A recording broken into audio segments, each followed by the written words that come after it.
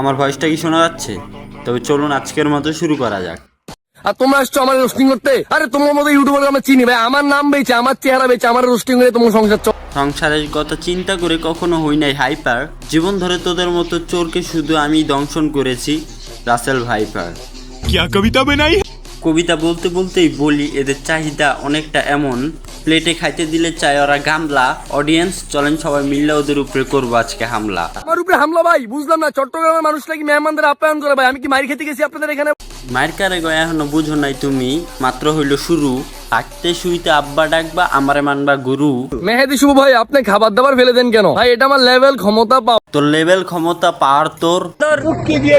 এখন আর গালাগালি করেন না, চলেন ভিডিও শুরু করি। আজকের ঘটনা আসল ঘটনা হচ্ছে চাঁদপুরে একটা আবাল জন্মগ্রহণ করছে, যারে আমরা যে টিকটকার বলি তাহলে টিকটকারদের অসম্মান হবে। যে নাকি ভিউ পাওয়ার জন্য সরাসরি নিজের প্যান্ট খুললা হালায়, নিচে হাফ প্যান্ট আর উপরে টুপি পরে থাকে, মোল্লা সাহেব। আর সবশেষে ওর দেখে আমার মনে হয় যেন ওর বংশ হলো বুঝছো লোকটি কেন গেঞ্জি ছিলাম? কানুনি মুসলিম দেশে টুপি পরে না। কাকাই মুসলিম হইয়া টুপি পরে নাই, আর উই টুপি পরে ফুল প্যান্ট পরে নাই। আর ফারুক ভাই আপনি কিছু বলেন তো। আপনি তো সেলসেলায় বেচতে যাবেন। আজকে সবকিছু তুই বুঝতে পারবি, আমি তোর আব্বা, আমি তোর গুরু। আগে চল ভিডিও করি শুরু।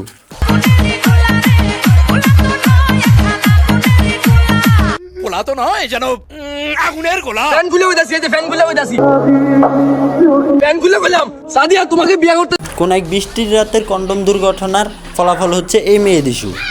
আর আমার একটি লক্ষ্য বাংলাদেশকে সারা বিশ্বে রিপ্রেজেন্ট। তলে হাফ প্যান্ট পরে উপরে টুপি পরে আর মাঝে মাঝে প্যান্ট খুললা ভিডিও করে তুই অন্যান্য দেশের সামনে তুই বাংলাদেশকে রিপ্রেজেন্টেশন করতেছস। বাংলাদেশের মানুষ আবাল চোদা। আমার ভাই, ছোট ইউজার আমার ভাই। প্যান্ট তুই খুইলেই দিছে। এবার ছোট ইউজার ভাইরা সরাসরি মুদির দোকানে যে 1 লিটার করে তেল কিনে ওর বাসায় যান, বাসায় যা 2টা করে ঠেলা মারেন, তাহলে যদি ওর মাথার ভূত নামে।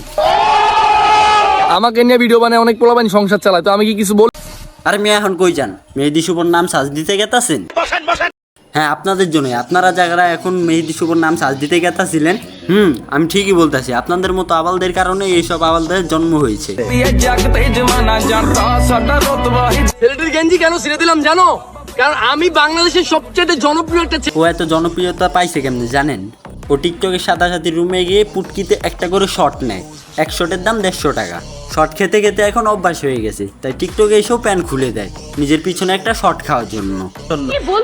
কাকি আমি ঠিকই বলতেছি, ও নাকি পিছন ভাড়া দিয়ে দিয়ে চাঁদপুর জেলাকে চিনিয়েছে। আপনি চাঁদপুরের গর্ব কেন? কারণ ভাইয়া আমি হচ্ছে চাঁদপুর জেলাকে চিনাইছি সবার কাছে। আচ্ছা মেহেদি ভাই, আপনি আপনার ভিডিওতে এমন কি দেখান যে সবাই আপনার পেছন মারতে চায়? কারণ আমার ভিডিওতে প্রত্যেকটা ভিডিওতে শিক্ষণীয় ভিডিও। ও আচ্ছা, তাহলে আপনি শিখান যে কিভাবে ডগ স্টাইলে পিছন মারতে হয়, তাই না? শুভ ভাই, আপনি খাবার দাবার ফেলে দেন কেন ভাই? এটা আমার লেভেল ক্ষমতা পাওয়ার, এটা আমার লেভেল ভাই, বুঝছো? এটা আমার লেভেল ভাই, এটা আমার কোয়ালিটি। এরপরও যদি ভাই আমার এই ভিডিওটা দেখে আপনারা ফেসবুক অথবা টিকটকে যে মেহেদি ইস্যু লিখে সার্চ দেন, তাহলে আমি বুকে হাত রেখে বলতে পারি এই দেশও শেষ, আবার এই দেশের মানুষও শেষ। স্বাধীনতার মতো সম্মানের অর্জনের থেকে সম্মান রক্ষার প্রয়োজনটা বেশি। শুভ ভাই, আপনি খাবার দাবার ফেলে দেন কেন ভাই? এটা আমার লেভেল ক্ষমতা পাওয়ার। ভাই এটাই তোর পাওয়ার। তোরা যদি সামনে পাইতাম না, তে তোর পাওয়ার তোর পুটকি দিয়ে বইটা দিতাম। আর চাঁদপুরবাসীদের জন্য একটা কথাই বলতে চাই, যত তাড়াতাড়ি পারেন এই বলচ্চদারে আপনার গ্রাম ছাড়া করেন, না হলে গ্রামের সম্মান তো শেষই, আপনাদের সম্মানও আস্তে আস্তে কমে যাবে। ভাই ওরে নিয়ে আমার কিছুই বলার নাই, কারণ আছে এটার পিছনে। ওরে নিয়ে আমি যতই বলি না কে কমাইতে পারুম না ওর বিষয়ে, তাই এই ভিডিওতে আর কিছু বলুম না। পরবর্তী ওর জন্য আরও একটা ভিডিও আনুম, কোনো সমস্যা নাই। আজকের মতো এতটুকুই থাক, পরবর্তী ভিডিওতে আবার দেখা হবে।